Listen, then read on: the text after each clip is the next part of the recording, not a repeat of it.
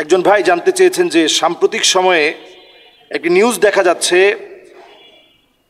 যে জিনেরা মিষ্টির দোকানে এসে মিষ্টি খেয়ে যাচ্ছে, মিষ্টি কিনে নিয়ে যাচ্ছে। এর সত্যতা কতটুকু? আসলে এটা সত্য হওয়া সম্ভব। আল্লাহ রাব্বুল আলামিন জিনদেরকে অনেক শেকেল এবং আশকাল দিয়েছেন। জিনেরা অনেক ধরনের রূপ ধরতে পারে। কোরআনুল কারীমের বক্তব্য হচ্ছে ওয়ামা খালাকতুল জিন্না ওয়াল ইনসা ইল্লা লিয়াবুদুন। মানুষ এবং জিনকে আল্লাহ রাব্বুল আলামিন সৃষ্টি করেছেন ইবাদতের জন্য। বিভিন্ন শেকেল, বিভিন্ন রূপ আকার জিন ধারণ করতে পারে। নানাভাবেই জিন অনেক সময় আমাদেরকে ভয়ও দেখাতে পারে। তো মিষ্টির দোকানে যারা কাজ করে অনেকের কাছ থেকে সাক্ষাৎকার নেওয়া হয়েছে। আপনি কিভাবে বুঝলেন যে জিন আপনার দোকানে আসছে? কেমনে আপনি বুঝলেন?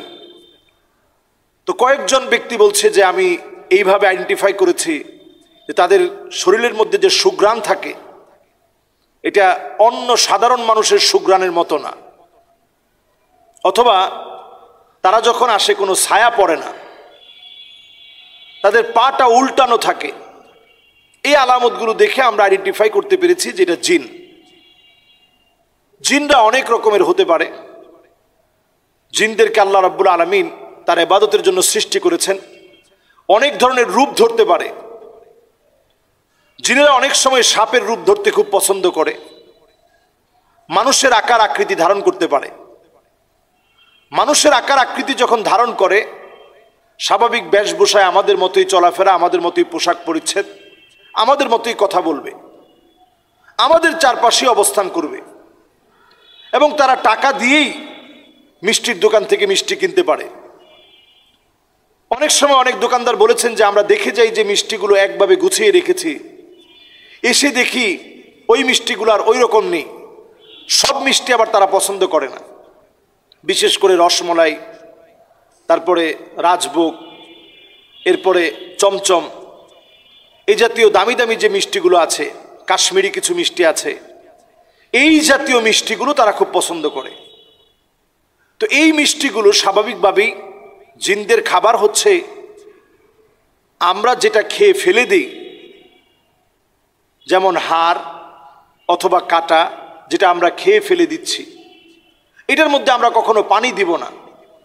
আমাদের মাছের কাটা, মুরগির হাড় অথবা গরুর গোশত খাওয়ার পরে যে হাড়টা থাকে, এই হাড়ের ভিতরে, এই হাড়ের ভিতরে যখন শুধু তারা হাত দেয়, আল্লাহ রাব্বুল আলামিন তৎক্ষণাৎ তাদেরকে রিজিকের ফয়সালা করে দেন। সুবহানাল্লাহ।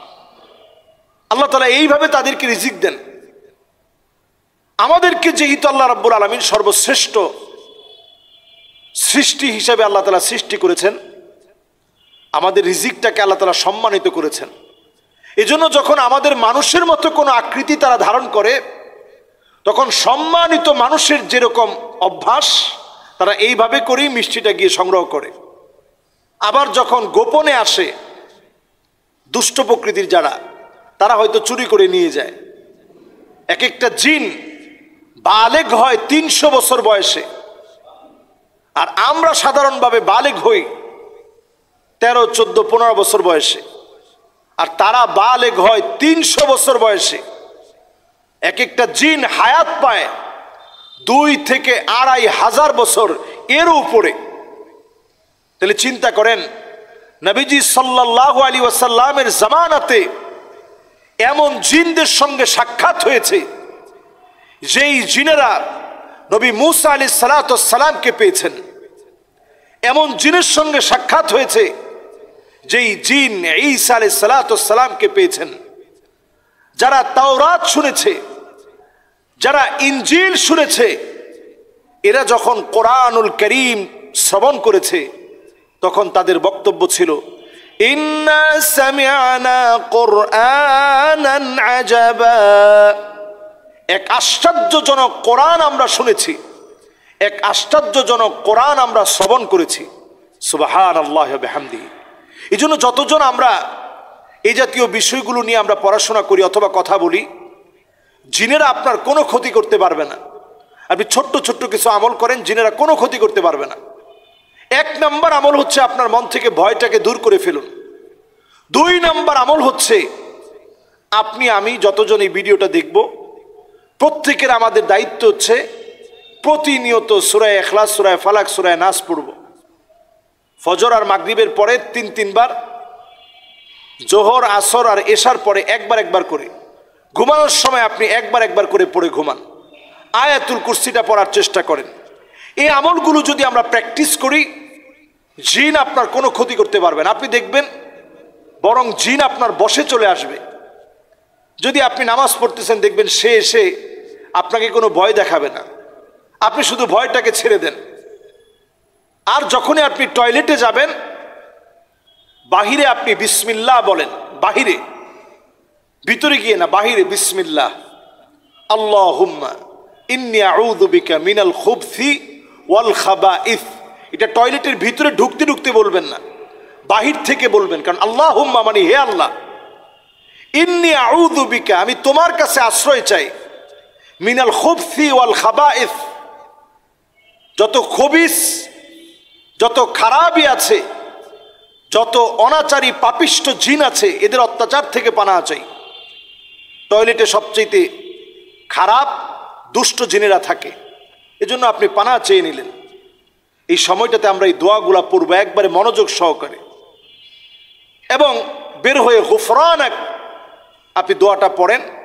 এবার আপনি ডান পা দিয়ে আপনি বের হন, বাম পা দিয়ে ঢুকবেন, ডান পা দিয়ে বের হবেন। ঘরে যেতে আপনি সালাম দিবেন, ঘর থেকে বের হতে বিসমিল্লাহি তাওয়াক্কালতু আলাল্লাহ বলবেন। পাকঘরে জিনদের একটা দুষ্ট চক্র থাকে, আগুনের চারপাশে, যেগুলো আগুনের ইবাদত করতে থাকে। জিনদের মধ্যে অগ্নি পূজারী আছে, খ্রিস্টান আছে, ইহুদি আছে, হিন্দু আছে, মুসলিম আছে। তো যেগুলো অগ্নি পূজারী মাজুসি যেই জিনগুলো, এরা পাকঘরে বেশি থাকে, আপনার ক্ষতি করার চেষ্টা করবে।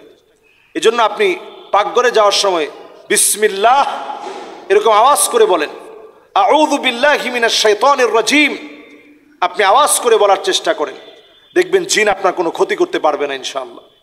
তো সার্বিক এই বিষয়গুলো যখনই আমরা শুনি দেখি, আমরা সেই সময়ে নিজেদের ব্যবসা প্রতিষ্ঠানকে হেফাজতে রাখার জন্যে আয়াতুল কুরসি পড়ে, যেমন ধরুন আপনার মিষ্টিগুলো এলোমেলো হয়ে গেছে, কয়েক কেজি মিষ্টি মনে হচ্ছে যেন মিসিং হয়েছে, এই অবস্থায় আপনার আমার দায়িত্ব হচ্ছে আয়াতুল কুরসি পড়ে দোকানে একটু ফু দিয়ে চলে যাওয়া। রাসূল করিম সাল্লাল্লাহু আলাইহি ওয়াসাল্লাম বলছেন, ফালা ইয়াজাল আলাইকা মিনাল্লাহি হাফিজ, আল্লাহর পক্ষ থেকে একজন ফেরেশতা নিযুক্ত হয়ে যাবে, যিনি আপনার জন্য জিম্মাদার হয়ে যাবে, আপনাকে যেন কোনো ক্ষতি জিন করতে না পারে, আপনার কোনো জিনিসের ক্ষতি যেন করতে না পারে। এজন্য আয়াতুল কুরসি পড়ে ফু দিয়ে গেলে আপনার নিজের ক্যাশ, আপনার নিজের ক্ষয়ক্ষতি থেকে আল্লাহ তাআলা আপনাকে হেফাজত করবে, আপনার ব্যবসা ভালো চলবে ইনশাআল্লাহ।